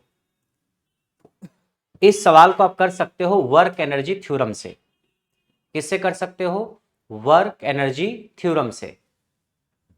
अब पता नहीं आपने पढ़ा है कि नहीं पढ़ा है कभी। देखो मैं बताता हूं, वर्क एनर्जी थ्योरम,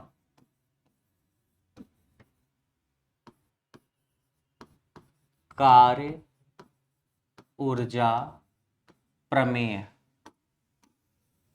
कार्य ऊर्जा प्रमेय। ये वर्क एनर्जी थ्योरम आपको पता होना चाहिए, इसलिए सवाल है ताकि आप वर्क एनर्जी थ्योरम भी सीख जाओ। क्या कहता है वर्क एनर्जी थ्योरम? कि अगर कोई वस्तु है आपके पास, कोई ऑब्जेक्ट है आपके पास, और आपने उस पर फोर्स लगाया, और फोर्स लगा के कुछ काम किया, आपने फोर्स लगा के कुछ काम किया, तो जब आप उस पर फोर्स लगाओगे तो हो सकता है उसकी स्पीड बढ़े, स्पीड बढ़ेगी तो उसकी काइनेटिक एनर्जी भी बढ़ेगी। भाई कोई बॉल है, अगर वैसे जमीन पे लुढ़कती हुई आ रही है, मैंने उस पर फोर्स लगा दिया तो उसकी स्पीड थोड़ा और बढ़ गई, तो जब उसकी स्पीड बढ़ी इसका मतलब उसकी काइनेटिक एनर्जी भी बढ़ी। तो आपने उस बॉल पे फोर्स लगा करके उसकी स्पीड को बढ़ा दिया, यानी उसकी काइनेटिक एनर्जी को बढ़ा दिया। ऐसे जमीन पे बॉल लुढ़क रही थी, हमने फोर्स लगा दिया, तो आपके द्वारा उस बॉल पर जो फोर्स लगाया जाएगा, उस फोर्स के द्वारा जो किया गया कार्य होगा वो बराबर होगा चेंज इन काइनेटिक एनर्जी के। Means the work done by the force will be equal to change in kinetic energy. यानी सीधे सीधे आप अगर कहना चाहो तो आप ये बोल दो वर्क बराबर चेंज इन काइनेटिक एनर्जी। क्या? कि work is equal to, work is equal to change in kinetic energy.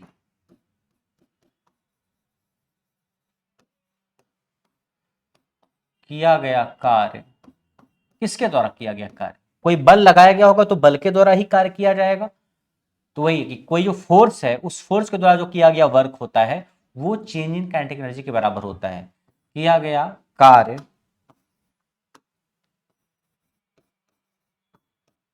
गतिज ऊर्जा में परिवर्तन के बराबर होता है। किया गया कार्य गतिज ऊर्जा में परिवर्तन के बराबर होता है। इसका मतलब यह है कि जैसे कोई मान लीजिए कोई एक बॉल है, इस बॉल का जो मास है, द्रव्यमान, वो है m। इसका द्रव्यमान क्या है? m है। आकाश जरा ऐसे ही चला देना। इसका जो मास है वो कितना है? m है। अब इसकी स्पीड पहले मान लीजिए u थी, पहले इसकी स्पीड कितनी थी? u थी। अब इस पे आपने फोर्स लगाया होगा और इसकी स्पीड बढ़कर के अब v हो गई। कितनी हो गई? v हो गई स्पीड। यानी ये जो वस्तु थी, जो ऑब्जेक्ट था, उसकी स्पीड पहले u थी, प्रारंभिक स्पीड u थी, और अंतिम स्पीड या बाद में जो स्पीड हो गई v हो गई। शायद आपने फोर्स लगा दिया, हाथ से ऐसे फोर्स लगा, स्पीड बढ़ गई। तो मैंने ये पूछा कि आपने फोर्स लगाया तो इसकी स्पीड तो बढ़ गई, u से v हो गई, तो आपने कितना काम किया इसकी स्पीड को बढ़ाने में? तो जो किया गया कार्य होगा w, वो बराबर होगा चेंज इन काइनेटिक एनर्जी के। चेंज इन काइनेटिक एनर्जी, गतिज ऊर्जा में परिवर्तन। ये स्टेटमेंट भी पूछा जा सकता है कि वर्क एनर्जी थ्योरम क्या कहती है कि किया गया कार्य जो होता है वो गतिज ऊर्जा में परिवर्तन के बराबर होता है। या W बराबर चेंज इन काइनेटिक एनर्जी को ऐसे लिख दो, डेल्टा मतलब परिवर्तन, चेंज, डेल्टा के मतलब काइनेटिक एनर्जी में चेंज। तो किया गया जो कार्य है, वर्क डन, वो बराबर है चेंज इन काइनेटिक एनर्जी के। डेल्टा मतलब चेंज। अब देखो W बराबर काइनेटिक एनर्जी क्या होगी? इसका मास m है, पहले स्पीड v u थी, बाद में स्पीड v है, तो काइनेटिक एनर्जी कितनी होगी? जब स्पीड u थी तो काइनेटिक एनर्जी कितनी होगी? हाफ m u स्क्वायर, और जब स्पीड v हो गई तो काइनेटिक एनर्जी हो जाएगी हाफ m v स्क्वायर। तो चेंज इन काइनेटिक एनर्जी क्या लिखोगे? बाद वाले में से पहले वाला घटा दो, बाद वाले में से पहले वाला घटा दो, ज्यादा काइनेटिक एनर्जी में से कम वाला घटा दो, तो क्या होगा? बाद वाला माइनस पहले वाला, तो हाफ m v स्क्वायर, ये बाद वाली काइनेटिक एनर्जी है, माइनस इसमें से कर दो पहले वाली kinetic energy, half m u square. बाद वाले में से पहला वाला घटा दो, ये ज्यादा है ये कम है, तो ज्यादा में से कम को घटा दो, ये चेंज हो गया काइनेटिक एनर्जी में। यू क्या है, प्रारंभिक गति, वी क्या है, बाद वाली गति, इनिशियल स्पीड यू है, और फोर्स लगाने के बाद जो स्पीड हुई है बढ़ी वो वी है। यहां से आपका डब्ल्यू हो जाएगा, हाफ एम को कॉमन ले लीजिए, ये हो जाएगा v square minus u square. ये फार्मूला आप याद रखना, न्यूमेरिकल में यूज होगा। जहां यही है work energy theorem, work energy theorem, कार्य ऊर्जा प्रमेय, प्रमेय।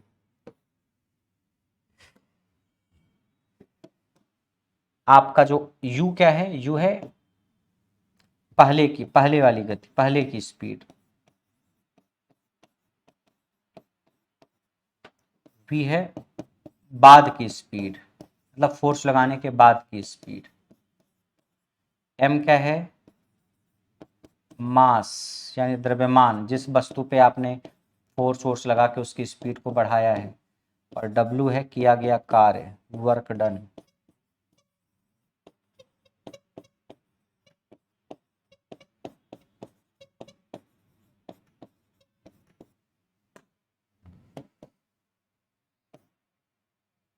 इनिशियल स्पीड,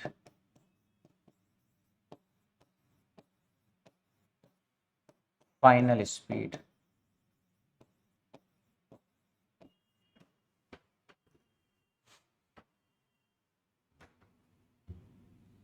कृष्णदेव बोल रहे हैं सर आप बेस्ट टीचर हैं, कोई बुक या नोट्स प्रोवाइड करा दीजिए ना प्लीज। ये जो पढ़ाया जा रहा है इसके नोट्स आपको मिलेंगे पीएनजी के फॉर्म में जोड़ करके, वर्क फॉर एनर्जी 1-2 दिन में खत्म हो जाएगा, इसके नोट्स अपलोड करवा दिया जाएगा फिर, ठीक है।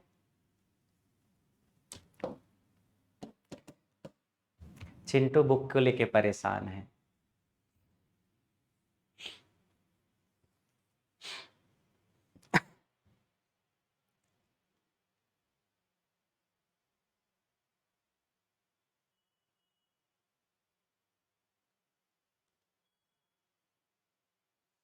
कोई दिक्कत इसमें वर्क एनर्जी थ्योरम में?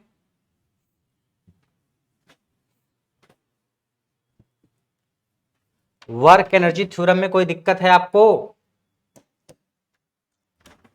यानी अगर कोई भी वस्तु, कोई भी ऑब्जेक्ट किसी गति पे है, उसकी कुछ काइनेटिक एनर्जी होगी, अगर मूव कर रहा है तो मैंने फोर्स लगा दिया तो उसकी स्पीड बढ़ गई यानी काइनेटिक एनर्जी बढ़ गई। तो अगर यह सवाल पूछा जाए कि जब उसकी काइनेटिक एनर्जी बढ़ी है तो आपने कुछ फोर्स लगाया, धक्का लगाया, फोर्स लगाया, तो आपने कितना काम किया फोर्स लगा के? भाई जैसे मैंने इस टेबल पे फोर्स लगाया, तो फोर्स लगा के मैंने काम किया ना, मैंने जो काम किया वो साउंड एनर्जी की फॉर्म में आपको सुनाई दिया होगा। देखो मैंने फोर्स लगाया, आपको वो फोर्स मेरे द्वारा किया गया कार्य साउंड एनर्जी की फॉर्म में दिखाई दिया, सुनाई दिया।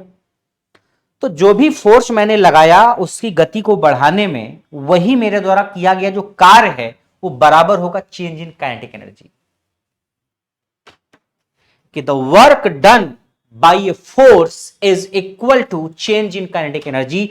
किसी भी बल के द्वारा किया गया जो कार्य है वो काइनेटिक एनर्जी यानी गतिज ऊर्जा में परिवर्तन के बराबर होगा। किसी बल के द्वारा किया गया जो कार्य है वो गतिज ऊर्जा में परिवर्तन के बराबर होगा। The work done is equal to change in kinetic energy. यानी ये लाइन याद रखो बस, ज्यादा नहीं सोचना है, तो तुम मासूम हो इसलिए सब बताना पड़ता है। W बराबर delta K E, work done change in kinetic energy, काम खत्म।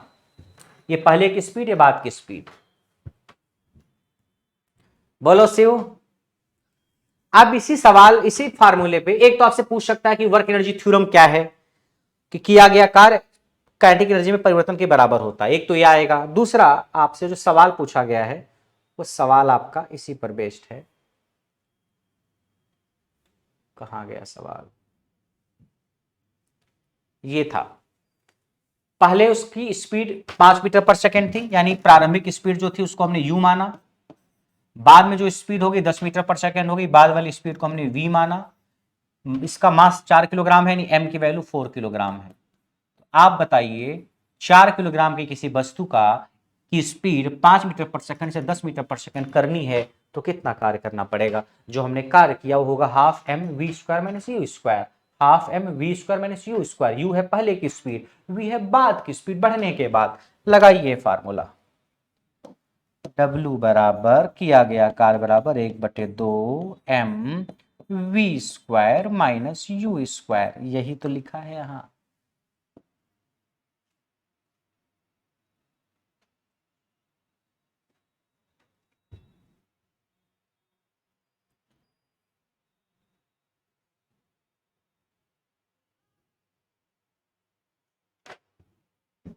ये कहां लिख दिया हमने,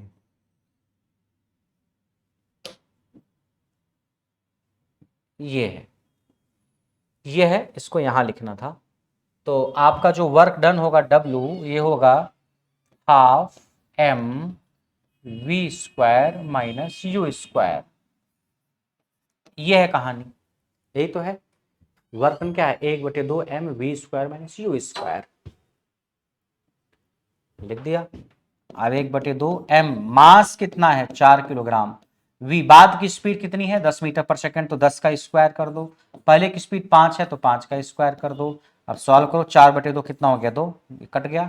10 का स्क्वायर हो गया 100, 5 का स्क्वायर हो गया 25, 100 में से 25 निकल गया, कितना हो गया 75, 75 गुणे 2 150 joule, joule joule 150 joule. Work energy theorem हमने लगा दिया और इस सवाल को सॉल्व कर लिया। तो जब भी ऐसा कभी सवाल आए कि किसी भी वस्तु का द्रव्यमान इतना है, उसकी पहले की स्पीड इतनी है, बाद में स्पीड इतनी हो गई, तो किया गया कार्य बताओ, तो मास की जगह पे मास रखना, पहले वाली स्पीड यहाँ रखना, बाद वाली स्पीड यहाँ रखना, किया गया कार्य निकाल लेना।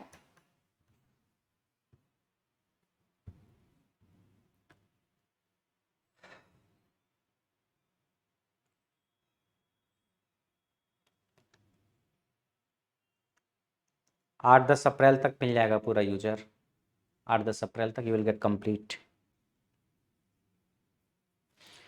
You will get complete ED.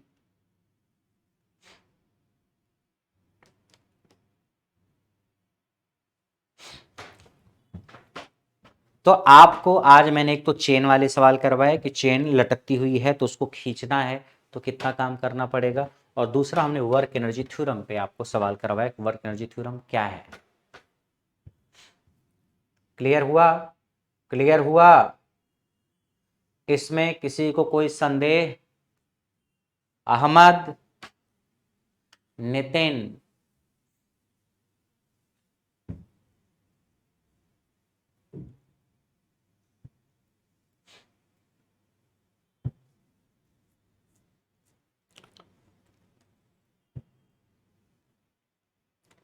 तो कार्य ऊर्जा प्रमेय क्या कहती है, किया गया कार्य बराबर होता है गतिज ऊर्जा में परिवर्तन के।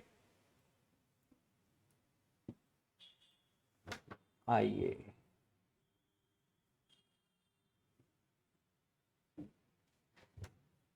इंजीनियरिंग ड्राइंग आपको अप्रैल फर्स्ट वीक में कंप्लीट मिल जाएगी, ठीक है, so don't worry about that.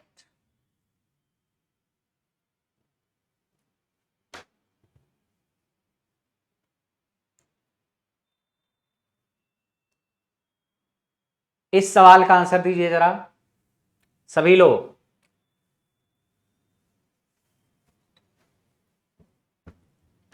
इस सवाल का आंसर दीजिए। An object of mass 1 kilogram is raised to a height of 10 meter. The work done by the force of gravity will be, जी की value 9.8 लेंगे। 1 किलोग्राम की वस्तु को 10 मीटर की ऊंचाई तक उठाया जाता है, गुरुत्व बल द्वारा किया गया कार्य डॉट डॉट डॉट होगा।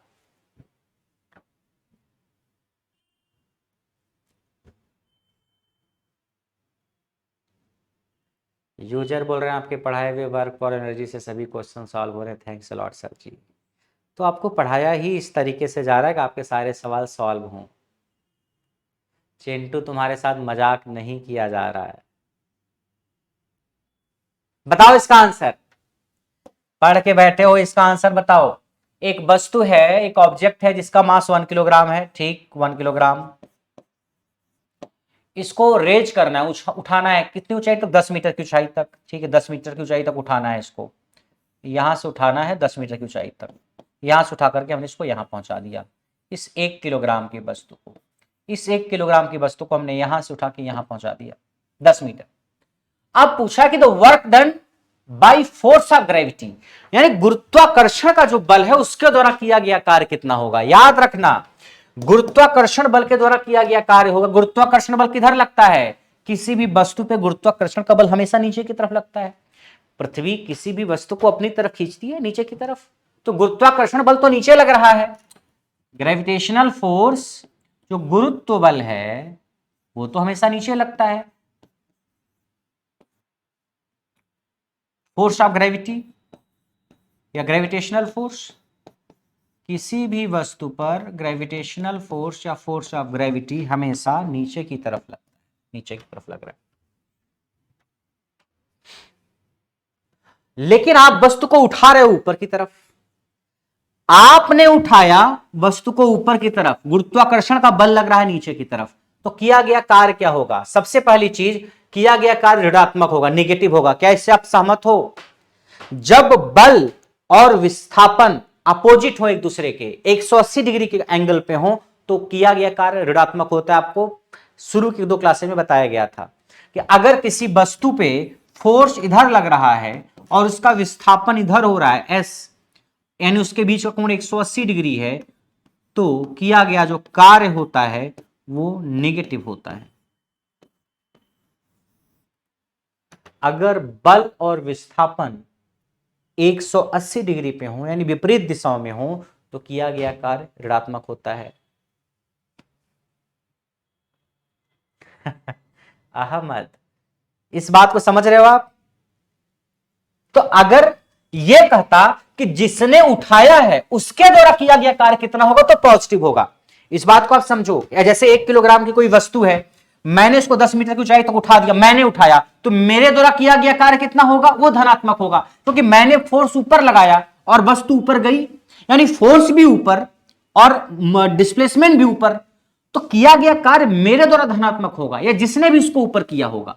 मगर मैंने फोर्स लगा के इसको ऊपर किया, गुरुत्वाकर्षण बल इसको नीचे खींच रहा है, यानी गुरुत्वाकर्षण का बल तो नीचे है और डिस्प्लेसमेंट ऊपर हो रहा है, तो गुरुत्वाकर्षण बल के द्वारा किया गया कार्य पूछा है आपसे, जो कि ऋणात्मक होगा, क्योंकि गुरुत्वाकर्षण का बल नीचे और वस्तु नीचे जाती है अगर, तब तो वर्क डन पॉजिटिव होता, लेकिन वस्तु जा रही ऊपर, गुरुत्वाकर्षण का बल लग रहा है नीचे, किया गया कार्य ऋणात्मक होगा। और अगर यही ये पूछता कि जिसने ऊपर उठाया उसके द्वारा किया गया कार्य, तो पॉजिटिव होता, क्योंकि हमने फोर्स ऊपर लगाया और वस्तु गई भी ऊपर सेम दिशा में, तो वर्क डन पॉजिटिव होता है। वर्क डन नेगेटिव होगा, इतना तो समझ में आ गया। अब कितना होगा वो वर्क डन, आप निकाल दो। वर्क डन, गुरुत्वाकर्षण का जो बल है वो कितना होता है, एम इंटू जी गुरुत्वाकर्षण का बल, यही तो होता है। और हाइट, कितनी हाइट तक वस्तु गई है वो ऊपर लिख दो आप। अब चूंकि दोनों दिशा में विपरीत है तो इसलिए आपने माइनस लगा दिया। ऐसे कर दो, ऐसे कर दो, कोई दिक्कत है क्या, या ऐसे आप कर दो, फोर्स इंटू डिस्प्लेसमेंट से अगर आपको करना हो, कार्य बराबर F force dot S, F dot S, ऐसे करते हो आप, तो इसको क्या लिखते हो आप, F into S into cos theta.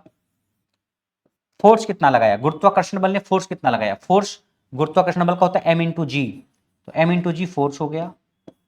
और विस्थापन कितना हुआ, विस्थापन तो ऊपर हो रहा है, अच्छा ऊपर हो रहा है कितना, 10 metre, 10 metre. Cos theta, theta तो 180 है, क्योंकि गुरुत्वाकर्षण का फोर्स नीचे और विस्थापन ऊपर, तो कॉस 180। एम की वैल्यू रख दो, एम कितना है 1 किलोग्राम, जी कितना है 9.8, जी है 9.8 इंटू 10 इंटू कॉस 180 हो गया -1, कॉस 180 -1 होता है, 10 से गुणा करो, 9.8 माइनस 9.8 जूल। आप ऐसे करके निकाल लो, क्या दिक्कत है, माइनस आएगा ये तो याद रखना। Ahmed, Brajesh, Shiv, Manjeet, everyone, -9.8 joule. क्यों, क्योंकि गुरुत्वाकर्षण का बल नीचे और जो विस्थापन हो रहा है वो विस्थापन जो है डिस्प्लेसमेंट है ऊपर है।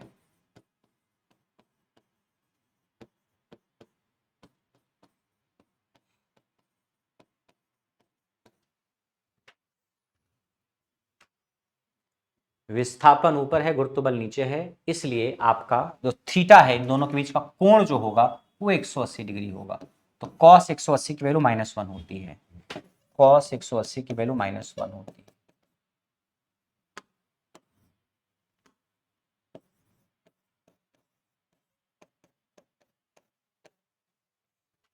ये -1, डिस्प्लेसमेंट 10 है, 10 ले लिया, जी की जगह पर 900 वाट, m 1 किलोग्राम, सॉल्व कर दिया।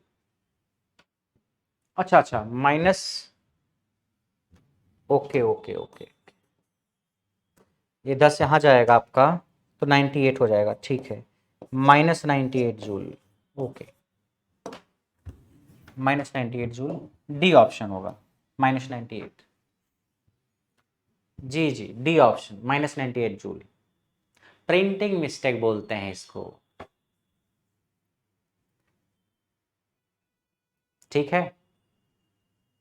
या तो आप ऐसे कर लो जैसा मैंने किया, या आप ऐसे कर लो कि आपने इसको उठाने में जो कार्य किया होगा वो इसकी पोटेंशियल एनर्जी के रूप में स्टोर हो गया होगा, तो वर्क डन जो हो गया क्या हो गया, mgh। दूसरा तरीका ये है, जो आपने कार्य किया होगा इसको उठाने में वो उसकी पोटेंशियल एनर्जी के रूप में स्टोर हो गया होगा, तो मास कितना, 1 किलोग्राम का, जी क्या है, जी की जगह पे 900 वाट है, और कितनी ऊंचाई तक उठाया आपने, 10 मीटर की ऊंचाई तक उठाया है कि नहीं भाई, मास 1 किलोग्राम, जी 9 वाट, एच कितनी ऊंचाई तक उठाया, 10 मीटर ऊंचाई तक उठाया है, तो यहां से कितना आ गया, ए 98 जूल आ गया। अब आपने इसको उठाने में जो कार्य किया होगा वो किया गया कार्य इसकी पोटेंशियल एनर्जी के रूप में स्टोर हो गया होगा, ठीक है। तो आपने पोटेंशियल एनर्जी निकाला और बता दिया कि यही वर्क है, आपने mgh निकाला और आपने बता दिया कि यही क्या है, इसका वर्क है।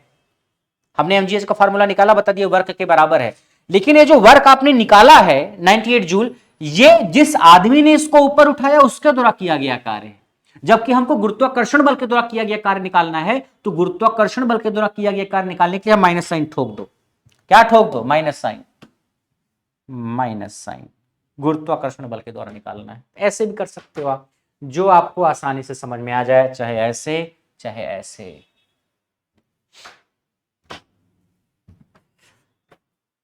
अहमद बोल रहे हैं अगले मंथ आना है आपसे मिलने, स्वागत है अहमद, ठीक है। तो ऐसे सवाल आएंगे तो हो जाएंगे। अब कोई 98 जूल टिक कर देगा तो गलत हो जाएगा, क्योंकि -98 दे रखा है, तो -98 ही टिक करिए।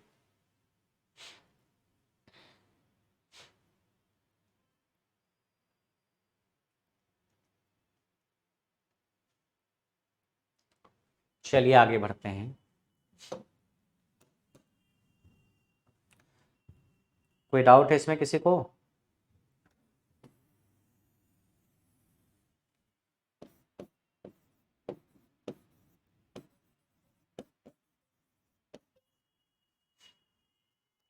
एक सवाल और करते हैं।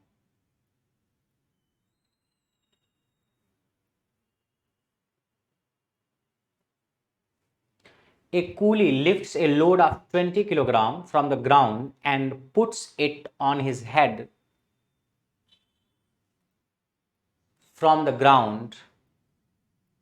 Calculate the work done by him on the article. एक कुली जमीन से 20 किलोग्राम का सामान उठाता है और उसे जमीन से 2 मीटर अपने सर पर रखता है, सामान पर उसके दौरान किए गए काम की गणना करिए। शशि कुमारो भी बना नहीं है, बनेगा तो आपको दिखेगा, ठीक है। शिव बोल रहे हैं आप कहाँ रहते हो, मैं तो आपके दिल में रहता हूँ शिव।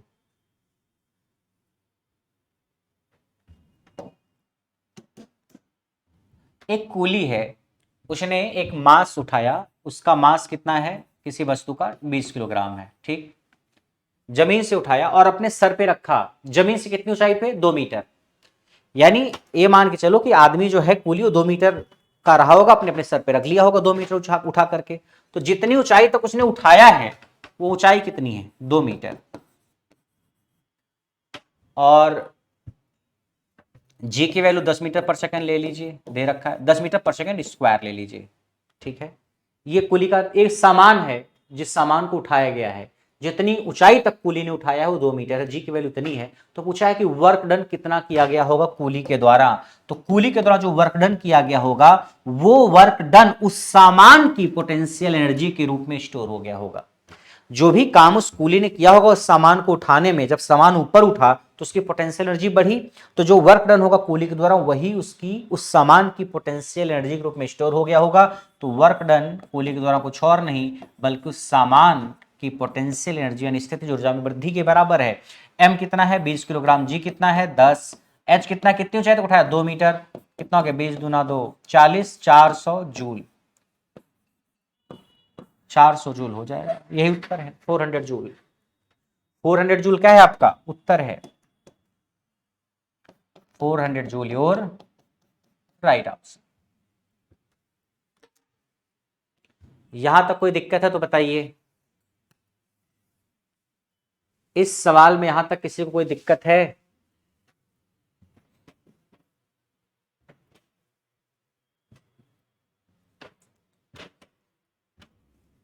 देखो कूली ने फोर्स लगाया ऊपर, सामान भी उठा ऊपर, तो वर्क डन तो पॉजिटिव ही होगा।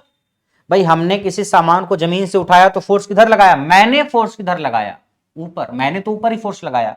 तो अगर मैंने फोर्स ऊपर लगाया, सामान भी ऊपर ही उठ के जा रहा है, तो अगर बल और विस्थापन एक ही दिशा में है तो वर्क डन पॉजिटिव ही होता है। तो वर्क डन 400 जूल होगा, पॉजिटिव होगा।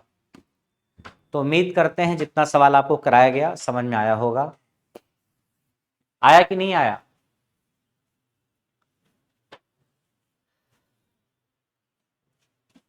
बाकी इसके आगे की कहानी नेक्स्ट क्लास में करेंगे।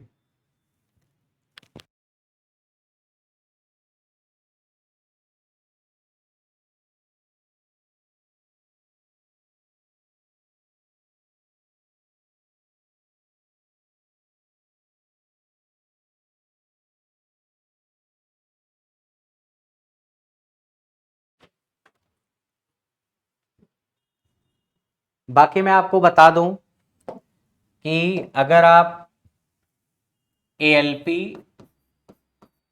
और टेक्नीशियन के लिए बैच ज्वाइन करना चाहते हैं तो इसका बैच चल रहा है CBT 1+2 का कंबाइंड बैच। एक इलेक्ट्रीशियन ट्रेड का चल रहा है और एक फिटर ट्रेड का चल रहा है, एक इलेक्ट्रीशियन का एक फिटर का। ये बैच आपका चल रहा है, आप इसको ज्वाइन कर सकते हैं। दूसरा आपका बैच चल रहा है बेसिक साइंस और इंजीनियरिंग ड्राइंग का, जिसमें जो आपका 40 नंबर का पोर्शन है CBT 2 में, वहाँ से जो सवाल आते हैं वो आपका कवर होगा।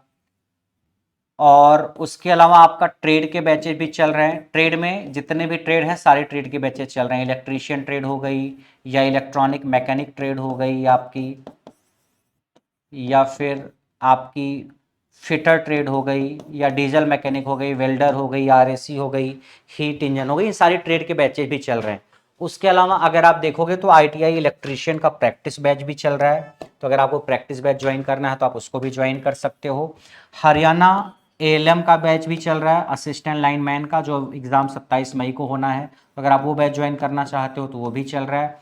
और अगर आप जेई के एग्ज़ाम की तैयारी कर रहे हो तो जेई के बैचेज भी चल रहे हैं, जेई इलेक्ट्रिकल का, जेई सिविल का और जेई मैकेनिकल का। इलेक्ट्रिकल, मैकेनिकल, सिविल तीनों ब्रांचेज के बैचेज चल रहे हैं। आप ऐप पे जाकर के चेक कर सकते हैं। अगर आपको ये बैच ऐप पे नहीं दिख रहा है तो आपको करना क्या है, ऐप डाउनलोड करने के बाद ऐप में सबसे नीचे आप लाइव क्लास पे क्लिक करोगे। किस पे? लाइव क्लास पे, सबसे नीचे। उसके बाद ऊपर अलग अलग एग्जाम का सेक्शन होगा, SSC, bank, railway, defence, teaching. थोड़ा और दाएं आप सरकाओगे उसको, जो टैब बना होगा तो वहां पे एक JEE एंड ITI एग्जाम का सेक्शन आपको दिखेगा। उस पे आप क्लिक करेंगे तो जितने भी बैचेज आपके चल रहे हैं वो बैचेज आपको दिख जाएंगे। ठीक है, लेकिन आप पहले लाइव क्लास पे क्लिक करना उसके बाद, क्योंकि होम पेज से बैच हट जाता है कुछ दिन बाद। तो जब तक आप लाइव क्लास पे नहीं क्लिक करोगे फिर आप JEE एंड ITI एग्जाम के सेक्शन पे जाओगे तो वहां पे आपको बैच दिखेगा। किसी भी बैच को ज्वाइन करने से पहले आप एक बार उस बैच की इंट्रो वीडियो जरूर देखना, उसमें उस बैच की सारी जानकारी दी गई होती है कि उस बैच में क्या पढ़ाया जाएगा, क्या नहीं पढ़ाया जाएगा। ठीक है, क्या क्या टीचर्स होंगे, कौन कौन से टीचर्स होंगे, तो आप इंट्रो वीडियो एक बार जरूर देखना। तो ये सारे बैचेस की जानकारी है। और ऐप अगर आपको नहीं पता है किस ऐप पे क्लासेस चल रही हैं, तो क्लासेस करियरविल ऐप पे चल रही हैं। करियरविल ऐप पे आप अपने फ़ोन में डाउनलोड करिए इस ऐप को अगर नहीं है तो, और अगर है तो लाइव क्लास पे क्लिक करिए और फिर JEE ITI एग्जाम के सेक्शन पे जाइए और वहाँ पे आपको बैचेज दिखेगा। तो आज जो हमने आपको पढ़ाया, कुछ क्वेश्चन हमने कराया वर्क और एनर्जी के, जो ALP और टेक्नीशियन के बेसिक साइंस और इंजीनियरिंग ड्राइंग का हिस्सा है। वहाँ पे बेसिक साइंस और इंजीनियरिंग ड्राइंग में कुछ टॉपिक्स मेंशन है, उसका एक पार्ट था वर्क फॉर एनर्जी। जैसे वर्क फॉर एनर्जी है, आईटी लिटरेसी है, इन्वायरमेंटल एजुकेशन है, इंजीनियरिंग ड्राइंग है, बेसिक इलेक्ट्रिसिटी है, यूनिट्स एंड मेजरमेंट है। ऐसे 10-12 टॉपिक्स मेंशन हैं, उसमें से एक टॉपिक था वर्क फॉर एनर्जी जो करवाया गया। तो इन 12 टॉपिक से टोटल 40 सवाल आपके एग्जाम में आएगा जो कि मेरिट में काउंट होगा। ठीक है, बाकी आपसे नेक्स्ट क्लास में किसी और दिन मुलाकात होगी। आज के लिए इतना ही। Bye bye everyone.